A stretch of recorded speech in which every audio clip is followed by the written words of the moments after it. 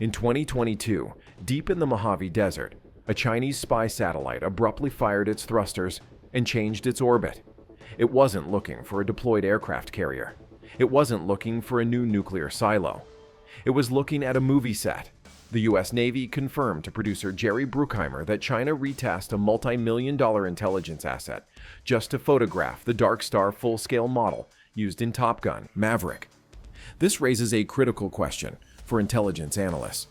Why would Beijing burn precious fuel and compromise the position of a strategic satellite just to look at a fiberglass prop?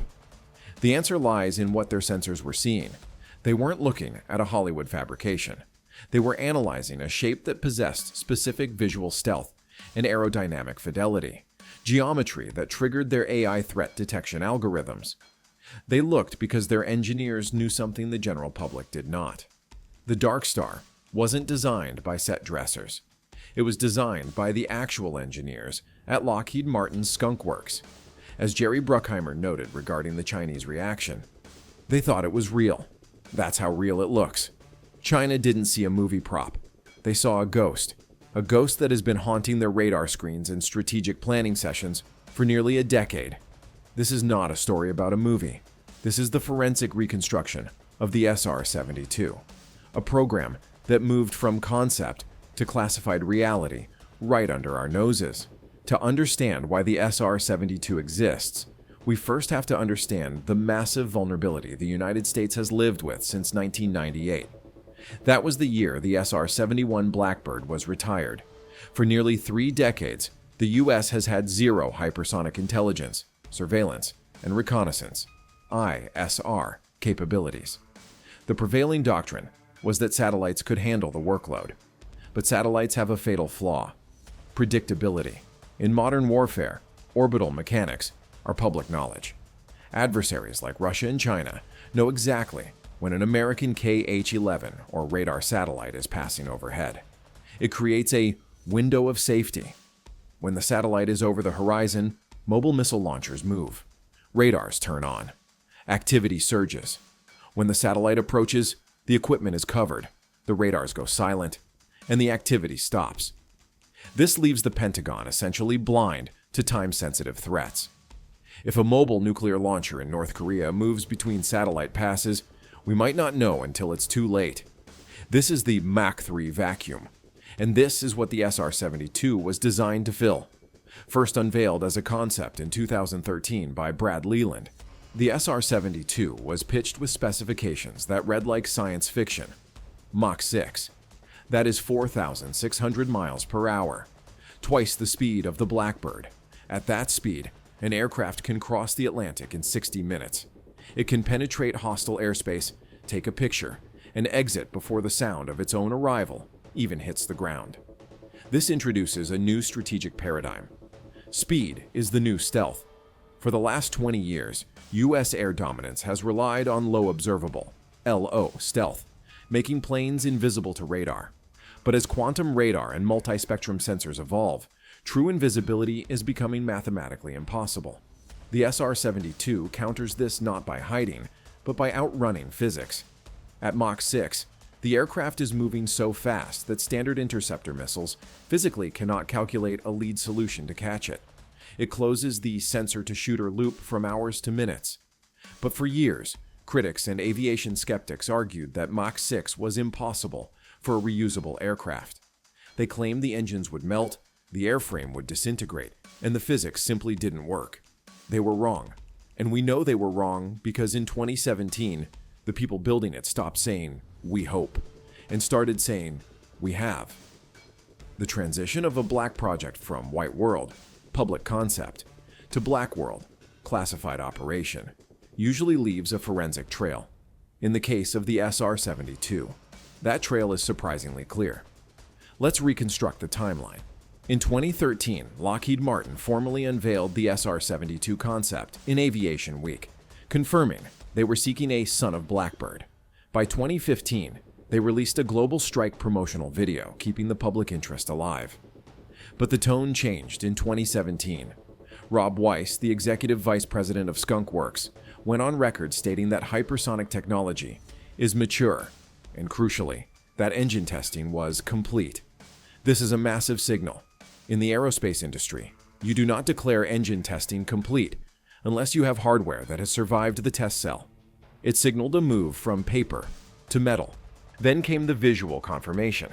In September 2017, eyewitness reports emerged from Plant 42 in Palmdale, the home of Skunk Works. Witnesses described a small demonstrator aircraft landing in the early morning hours, flanked by T-38 chase planes. But the smoking gun, the piece of evidence that is hardest to refute, came in January 2018 at the SciTech Forum. Jack O'Banion, a vice president at Skunk Works, stood before an audience of engineers and projected an artist's rendering of the SR-72. What he said next was likely a scripted slip, or perhaps a moment of genuine candid pride. He said, "The aircraft is also agile at hypersonic speeds, with reliable engine starts." Analyze the grammar of that sentence. He didn't say the aircraft will be agile.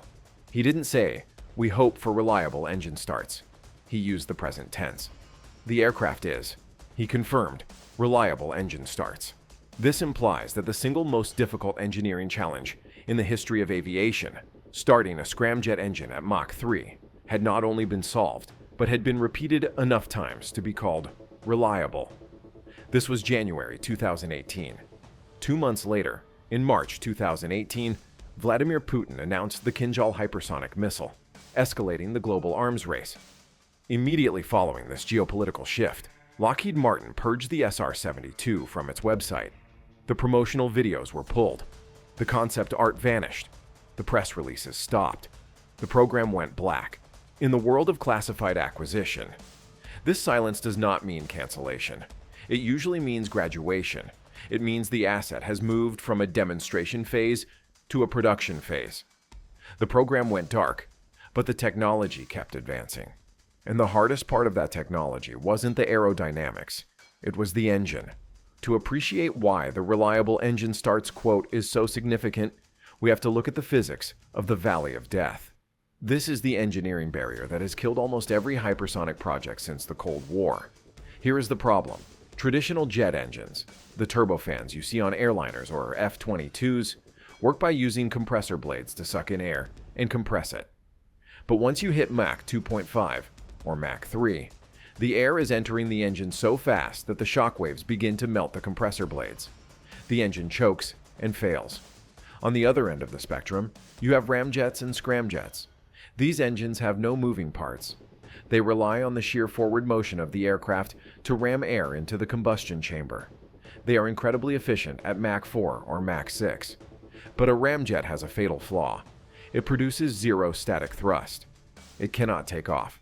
It doesn't even work until the aircraft is already moving at Mach 3.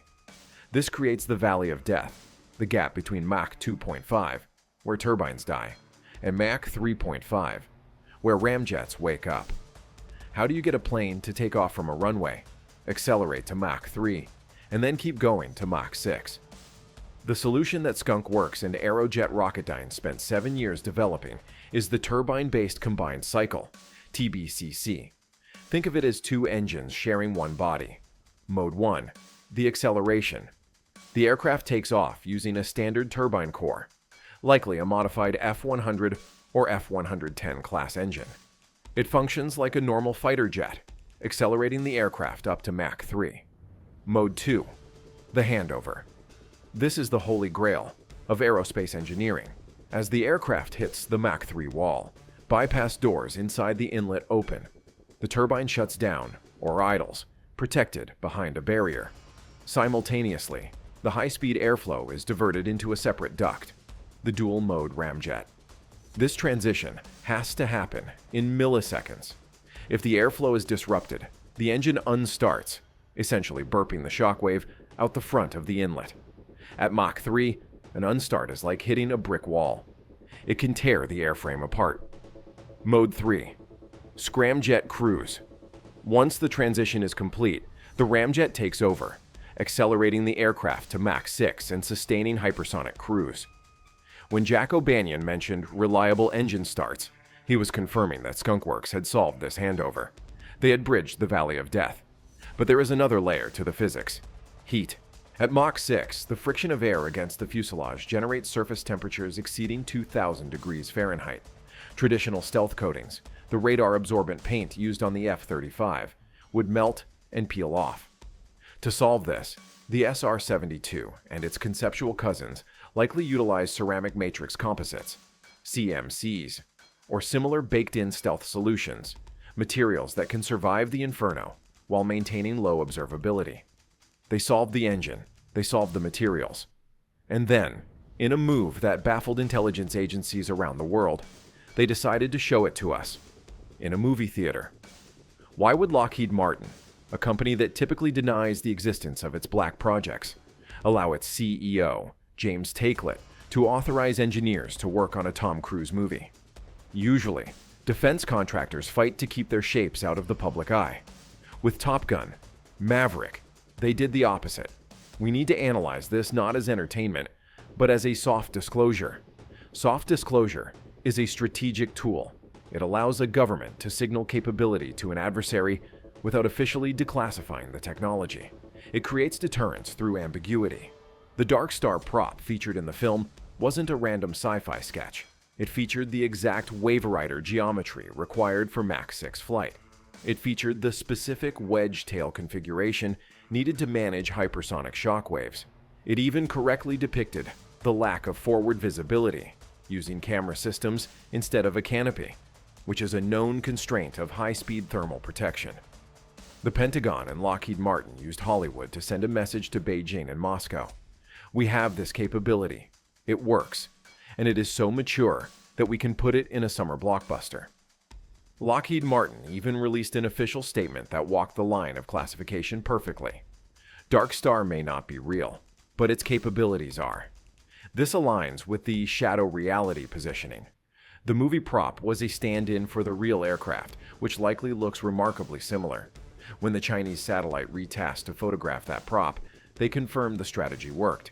They validated that the shape was credible enough to warrant a strategic intelligence response. But the SR-72 isn't just about taking pictures or looking scary on a movie screen. If the rumors regarding Project Mayhem are true, it has a much more dangerous mission. The original SR-71 Blackbird was purely a spy plane. It had no bomb bay. It had no weapons. Its defense was speed. The SR-72, however, appears to be an evolutionary leap in doctrine. It is likely an ISR/strike platform. In 2023, Leidos was awarded a $334 million contract by the U.S. Air Force for Project Mayhem. The contract calls for an expendable hypersonic multi-mission platform. While expendable implies a drone or missile, the payload requirements and platform sizing linked to Project Mayhem align closely with the SR-72's estimated bay size. This suggests the SR-72 is being designed to carry the HSSW, high-speed strike weapon. This changes the aircraft from a passive observer to a time-critical strike asset. Consider the scenario. A satellite detects a mobile nuclear launcher rolling out of a tunnel in a hostile nation. In the current era, by the time a subsonic B-2 Spirit or even a supersonic F-35 could reach the target, the launcher could have fired and moved. An SR-72, cruising at Mach 6, changes the math. It can cover 1,000 miles in roughly 15 minutes. It arrives before the enemy can hide. It engages the target, and it exits the airspace before air defense systems can lock on. This capability renders the concept of mobile defense obsolete. If you can be seen, you can be hit, almost instantly. This aligns with the broader U.S. Air Force shift toward global strike. The goal is not just to see the enemy, but to hold any target on the surface of the Earth at risk within 1 hour. The SR-72 is the kinetic enabler of that doctrine. So where is it? Is it just a prototype, or is it something more? To answer that, we have to look at the infrastructure. In August 2021, Skunk Works opened Building 648 in Palmdale. It is a 215,000 square foot facility, described as an intelligent factory, specifically designed for classified, high-speed manufacturing. This detail is critical. You do not build a massive permanent factory for concept art. You do not hire thousands of workers for a PowerPoint presentation. You build infrastructure like that for low-rate initial production. LRIP. The timeline aligns perfectly. A demonstrator in 2017. Reliable engine starts in 2018. A factory opening in 2021. This suggests the SR-72 is no longer just a project. It is likely a fleet in being, or at the very least, a fleet in production. The Darkstar in Top Gun was a warning shot. The real aircraft is likely already flying in the dark, closing the gap that the SR-71 left open 3 decades ago. Ambition is visible, capability is proven, and the SR-72 appears to be both. Until next time, keep your eyes on the skies.